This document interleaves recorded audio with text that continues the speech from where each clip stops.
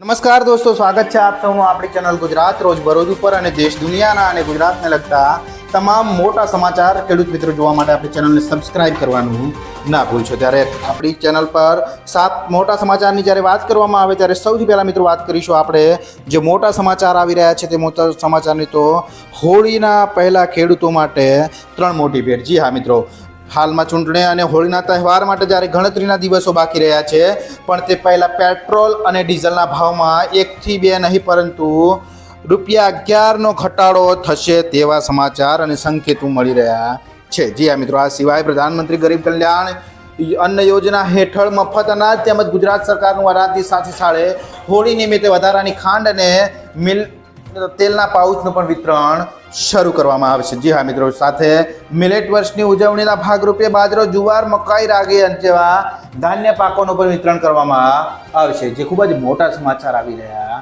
છે। ત્યારબાદ મિત્રો બીજા મોટા સમાચારની વાત કરવામાં આવે તો હવે ફરી અંબાલાલ પટેલની મોટી આગાહી ડરાવી રહી છે ખેડૂતોને। ત્યારે મિત્રો હવામાન નિષ્ણાંત પટેલ અંબાલાલની આગાહી 10 માર્ચથી રાજ્યમાં વાતાવરણમાં પલટો આવશે અને ઝાકળ વર્ષા અને હળવા વરસાદની આગાહી કરવામાં આવી છે। ત્યારે મિત્રો કચ્છમાં ભારે પવન ફૂંકાય તેવી શક્યતાની વચ્ચે એપ્રિલ મે મહિના માટે અંબાલાલ પટેલની આગાહી કરવામાં આવી છે અને બંગાળના ઉપસાગર અને અરબ સાગર વચ્ચે હલચલ વચ્ચે હાલમાં બંગાળના ઉપસાગરમાં ચક્રવાત આવે તેવી શક્યતા જોવા મળી રહી છે। મિત્રો આ દરમિયાન મહત્તમ તાપમાન 38 ડિગ્રીએ પહોંચી શકે છે, જે ખૂબ જ મોટા સમાચાર આવી રહ્યા છે। ત્યારબાદ મિત્રો બીજા મોટા સમાચારની વાત કરવામાં આવે તો હવે કૃષિ મંત્રીને રજૂઆત કરાઈ છે। એટલે કે મિત્રો હાલમાં ઉત્તર ગુજરાતમાં જે કમોસમી વરસાદનો કહેર વર્ચ્યો છે તેમાં મોટું નુકસાન વેઠવું પડ્યું છે। મિત્રો કમોસમી વરસાદના કારણે હવે ઊભા પાકનો શોધ વળી ગયાના દ્રશ્યો તમે જોયા હતા। ત્યારે હવે આ દરમિયાન ઈડરના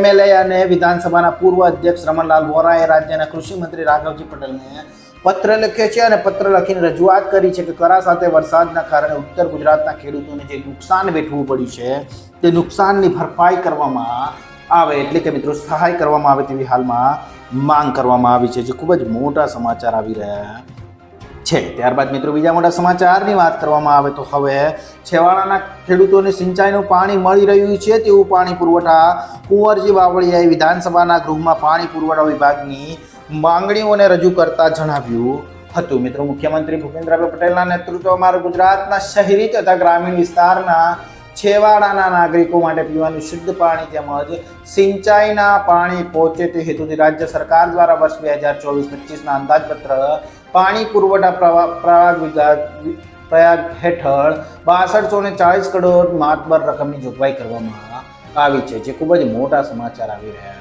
છે। ત્યારબાદ મિત્રો બીજા મોટા સમાચારની વાત કરવામાં આવે તો હવે ટ્રેક્ટરની ખરીદી કરવા સહાય જાહેર કરવામાં આવી છે। એટલે કે મિત્રો ખેડૂતો માટે મિની ટ્રેક્ટર અને ટ્રોલી ખરીદવા ગુજરાત સરકારે આ ખેડૂત પોર્ટલ પર નવી યોજના શરૂ કરી છે। મિત્રો આ યોજનામાં બાગાયતી ખેતી કરતા ખેડૂતોને કુલ ખર્ચના 40% અથવા તો વધુમાં વધુ 2 લાખ રૂપિયા સુધીની સહાય આપવામાં આવે, જેમાં મિની ટ્રેક્ટર ટ્રોલી સાથે 20 હોર્સ પાવર સુધીનું લેવા માટે ખર્ચના 40% કે તેથી વધુમાં વધુ 2 લાખ રૂપિયાની સહાય કરવામાં આવે છે। મિત્રો 3 વર્ષથી ઉપરના 0.50 હેક્ટર વાવેતર ધરાવતા ખેડૂતોને આ સહાયનો લાભ મળવાપાત્ર હોય છે। ત્યારે 6 વર્ષે એક વખત સહાય મળવાપાત્ર રહેશે અને સહાય મેળવવા માટે તમે અરજી ફોર્મ આ ખેડૂત પોર્ટલની વેબસાઇટ પર જઈને ભરી શકો છો, જે ખૂબ જ મોટા સમાચાર આવી રહ્યા છે। ત્યારબાદ મિત્રો બીજા મોટા સમાચારની વાત કરવામાં આવે તો હવે વિદ્યાર્થીઓને દર મહિને જે પૈસા મળશે, એટલે કે મિત્રો વિદ્યાર્થીઓને દર મહિને 3000 રૂપિયાની સહાય